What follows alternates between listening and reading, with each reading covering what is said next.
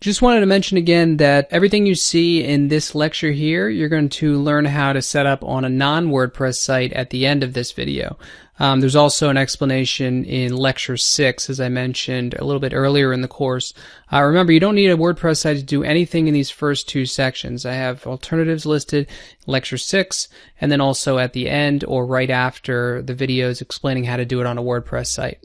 And of course, you can always reach out to me in the forum or shoot me a private message, and I'll walk you through exactly how to set it up on your particular content management system, or if you're coding your site yourself. I'm going to walk you through how to set up a plugin called the W3 Total Cache plugin. And what caching is a little bit like cookies. So when you visit a website, sometimes the website will put cookies onto your computer so that the next time you come there, they remember your preferences and where you visited and things about you.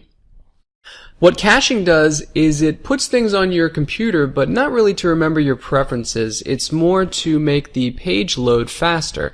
There's different types of caching. There's browser caching, page caching, and object caching, for example.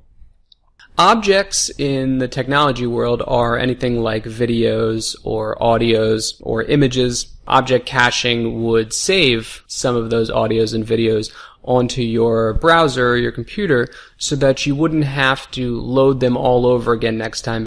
Browser caching and page caching are very similar, and you can almost think of like page caching as kind of like the design and the layout of the page, and it's going to save that onto your computer just like it did with the object caching so that it doesn't have to load all of the page again. And browser caching is very similar. It's going to save the code from the page and also some more of the layout features of the page. So let's go ahead and take a look at the W3 Total Cache plugin. Here we have our WordPress dashboard. You guys have already installed a number of different plugins so far, so you already know the process. I'm just going to save us some time. I've already installed it.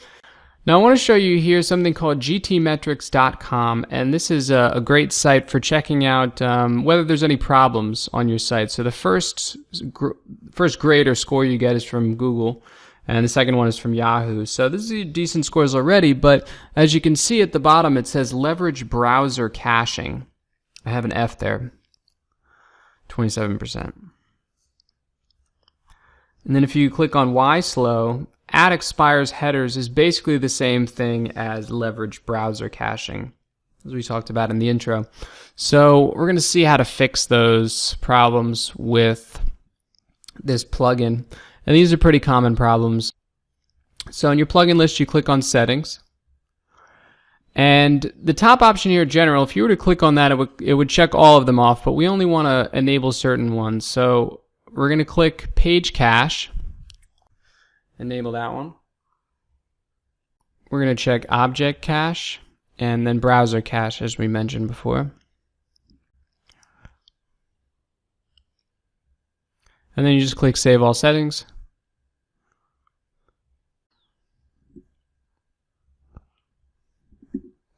And over on the left, you'll see each of the things that you've enabled. So then we're going to go over to browser cache. And the top one will be checked off for you already, but as you can see, the second option, set expires header. That's what we were talking about with Yahoo. And we're going to click off the top 6 here.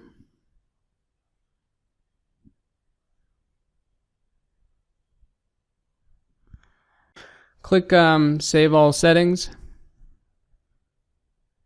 So I want to go back to GTmetrix again here and retest the page. So we have an 83 and a 75 right now, and we have big problems with the browser caching and expires header. So let's see what this plugin did to those scores. 85 and 82. Decent improvement. And as you can see, the browser caching that used to have a fail grade at the top of the list here is now an A. We have like 90%. Now if you're using Joomla, which is the second most popular content management system or CMS behind WordPress, you can use this free extension called JotCache, and this will give you the same functionality as W3 Total Cache did. And then if you're using Drupal, which is number 3 among CMSs, They already have caching enabled by default, so you don't have to do anything if you're using them. And then finally, for any type of website or other CMS, you can install this piece of code into your htaccess file, and you can find that in the cPanel of your website. Now, if you're not comfortable enough putting code into your site because you really don't want to mess anything up in the htaccess file, because that can cause some problems. So give this piece of code to a friend who knows what he's doing, or your developer, and have them install it onto your site. But what I would first do before that is just Google the name of your CMS platform, so say Blogger or Weebly or Joomla, for example, followed by the word caching, and then just see if they already have it enabled by default like Drupal did, because you might not have to insert any code onto your site.